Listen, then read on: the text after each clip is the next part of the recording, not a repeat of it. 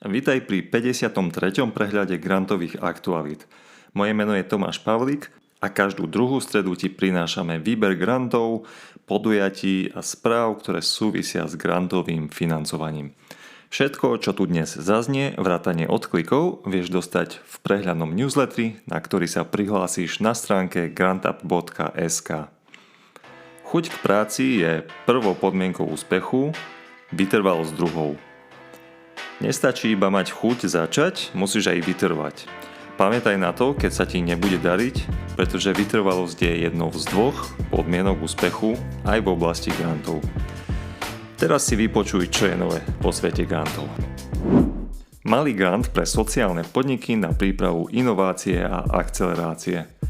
Európska iniciatíva Social Tech for EU ponúka sociálnym podnikom možnosť získať finančný príspevok vo výške 3 000 eur na absolvovanie tréningu. Ten by mal smerovať k príprave na škálovanie firmy podporou akcelerácie a inovácií. V ďalšej fáze podnik môže získať dodatočné financovanie až do 35 000 eur. Výzva je otvorená do 12. apríla.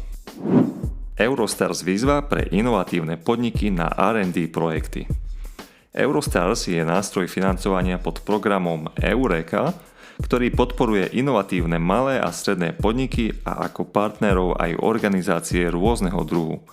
Z tohto programu môžeš financovať medzinárodné projekty spolupráce v oblasti výskumu, vývoja a inovácií, a to v akejkoľvek tematickej oblasti.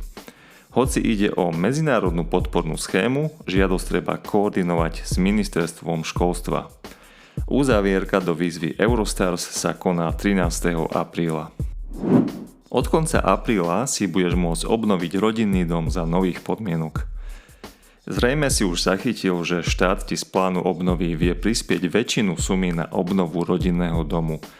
Cieľom je najmä zvýšenie energetickej efektivity a spĺňanie cieľov zelených politík EÚ. Ak ťa táto možnosť zaujala, tak Ministerstvo životného prostredia sľubuje, že od konca apríla bude možné čerpať takúto podporu za nových, vylepšených podmienok. Viac informácií nájdeš na stránke grantup.sk. Podniky o tejto možnosti nevedia. Regionálna investičná pomoc je otvorená celoročne. V súčasnosti ešte stále množstvo podnikateľov a podnikov na Slovensku nemá informáciu o možnosti dotácie z Ministerstva hospodárstva Slovenskej republiky. Ministerstvo má pritom k dispozícii nástroj s názvom Regionálna investičná pomoc, ktorá je určená na podporu konkurencieschopnosti a znižovanie regionálnych rozdielov. Podporuje konkrétne oblasti a podnikateľ tak môže získať pekný podiel finančných prostriedkov, napríklad na zriadenie novej prevádzky, rozšírenie kapacít či diverzifikáciu výroby a služieb.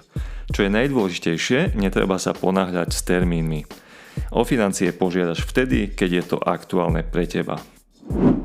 Aktuálne otvorená výzva Interreg Central Europe. Program Interreg pre strednú Európu podporuje projektové nápady zamerané na inteligentnejšiu, ekologickejšiu, lepšie prepojenú a integrovanejšiu strednú Európu. Zapojiť sa môžeš s projektom, ktorý vyvíja a pilotuje riešenia, buduje inštitucionálne kapacity alebo uľahčuje prenos znalostí. Pozri si tematické priority a podaj projekt do 17. mája. Najčastejšie chyby a odporúčania, ak plánuješ podať Horizont. Tieto odporúčania si určite prečítaj predtým, ako začneš pripravovať projektovú žiadosť o financovanie z programu Horizont Európa, ušetríš si mnoho hodín energie a možných problémov. Predloženie návrhu projektu v rámci Horizont Európa je náročná úloha, ktorá si vyžaduje starostlivé plánovanie, presné zostavenie rozpočtu a bezproblémovú spoluprácu s partnermi. Odporúčania pripravila priamo European Research Executive Agency a slovenskú verziu pripravila styčná kancelária Slovenskej republiky pre výskum a vývoj v Bruseli, v skratke SLORD. Všetky tieto tipy si prečítaš v článku na grantup.sk. Okrem toho, čo si práve počul, si môžeš ešte pustiť náš najnovší podcast Rozhovor, v ktorom sa dozvieš veľa dobrých tipov od najvýkonnejšej firmy na Slovensku v oblasti projektov Horizont Európa. Tejto firme totiž bolo schválených len minulý rok 16 projektov, čo je dosť. minimálne na Slovensku, je to najviac na Slovensku. A vypočuť si to môžeš vo svojej obľúbenej podcast aplikácii na kanáli GrantUp. Počujeme sa opäť o 2 týždne. Ahoj.